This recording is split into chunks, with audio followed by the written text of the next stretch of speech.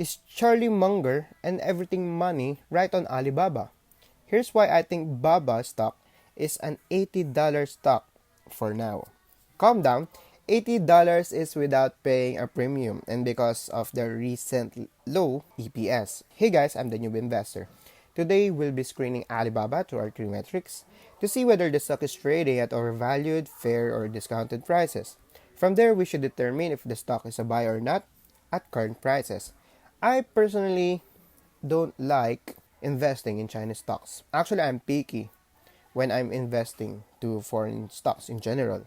First, because USA economy is like out in the open. It's everywhere. It's in the news, the papers, and videos like this on YouTube. Second is I care about my dividends. I like me some dividends and stocks go through conversion issues and fees that ultimately gives you a lesser dividend than what you expected or what you had bought the stock for. Not to mention, unlike US stocks that give out dividends, foreign stocks tend to have varying dividends depending on their income on that year or that quarter, which I don't personally like because at one point in time, I want a stable and dependable dividend I can count on. You know what? Let's go on to our three metrics. Baba is currently trading at 98.66 US dollars with high price of 317.14 US dollars on October 2020. That's 68.89% of the highs. The current market cap is $268.21 billion and PE ratio of 26.13. They don't give out dividends. If you had bought it in October 2020 at $290 and above, you bought the stock at 42.85 PE with EPS of 6.86. Now, I want you to remember this because we'll discuss this later on.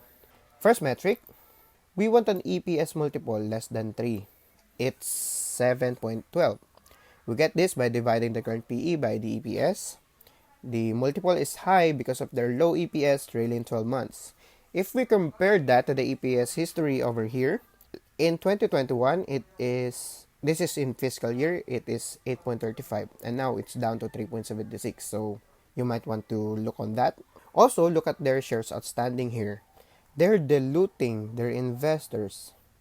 I'm surprised that the EPS didn't suffer that much except the trailing 12 months one. Looking at that EPS and OSN here is outstanding number of shares relationship. This tells me that they're growing their net income by a lot because even with this rate of dilution, their EPS is still high. The data I use here is from Seeking Alpha, which the values are already in USD.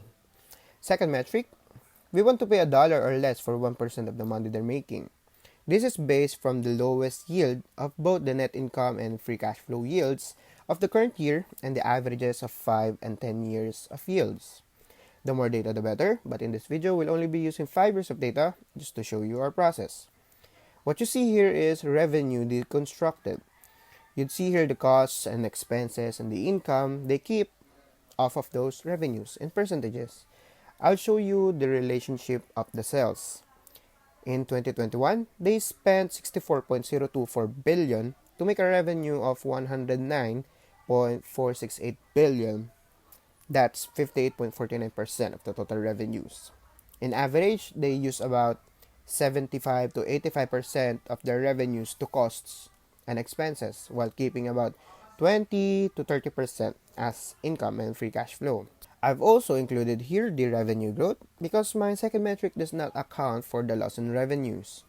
The company would still make the same yields even with declining revenues. That's why it is important that they maintain or at least retain their current revenues.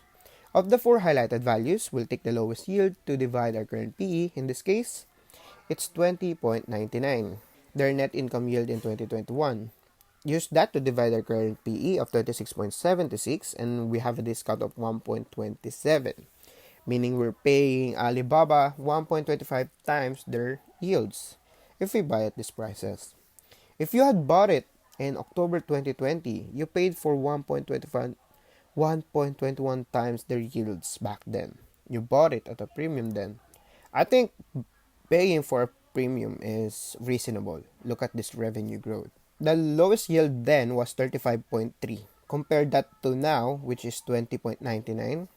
So I guess their net income is skewed because, I don't know, maybe they're spending a lot in capex or something. Third and last metric, we want to know our discount compared to when the markets have valued the stock before. I have here two historical data, one from Guru Focus, where this data is readily available. The other is from Macro Trends, where I manually took the PE from a range of consolidation, where the stock was traded then. You'd see here the highs and the lows of PEs and the number of quarters I took the PEs from.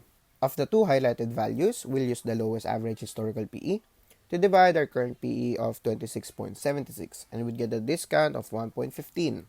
This means Baba is currently trading at a higher PE compared before. In conclusion, the stock beats none of my metrics. The stock is overvalued based on their current earnings, net income and free cash flow yields, and historical PE. I do not own the stock, but it is clear that I have screened the stock with my humble and honest opinion. I have not altered these numbers to skew these metrics. Should you pay premium for the stock? Absolutely. I think so, yes. But is it 1.27 times like it's trading now? I don't know. It is up to you and your risk appetite and, desired returns. I've included here my multiples anyways. For a growth of 10% in revenue or in EPS, use a multiple of 1.25, 20%, 1.5, 30%, 175. The revenue is growing very consistently. Would I buy? No, it is expensive based on my metrics, and I don't buy stocks at premium. I think the fair value of the stock is around $79, $80. This is what we get when we multiply the current EPS by the lowest yield in my second metric of 20.99. My entry PEs would be 14, 16, 18 PEs, just a few points from their highest PE of 18. I'd buy the stock around $67. This is what we get when we multiply the PE of 18, my highest assumption, by the current EPS of 3.76.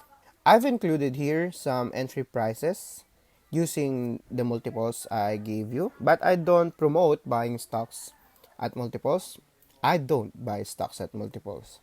Why are these numbers so low? It is because of their current EPS, which is low compared to the past EPS. Maybe they're spending on capex, maybe there's a change in fundamentals. I've heard it has something to do with Chinese regulations, or maybe because of the share dilution, which you've seen. There's a lot of things to consider, but ultimately, the EPS trailing 12 months is what we're using, and that's why these prices are low.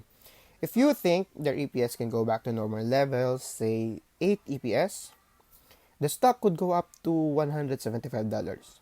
This is saying that their EPS won't go any lower from here due to dilution. If Charlie Munger and Everything Money had bought it below $175, I think they were right to buy the stock at that time. The price is without any multiples.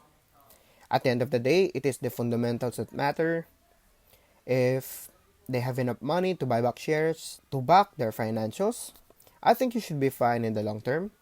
Maybe they just wish they issue dividends. This three metric I use is designed to determine the best PE to buy a particular stock, as I believe PE is the price we pay for in a company. This is my process of screening stocks to buy at what PE by looking purely at the company's financials and none of their fundamentals. If you like to invest in these companies, I'd advise you to look at their fundamentals, their charts, and more of their financial data and metrics like long-term debt, some important financial ratio, etc. As always, do your own research.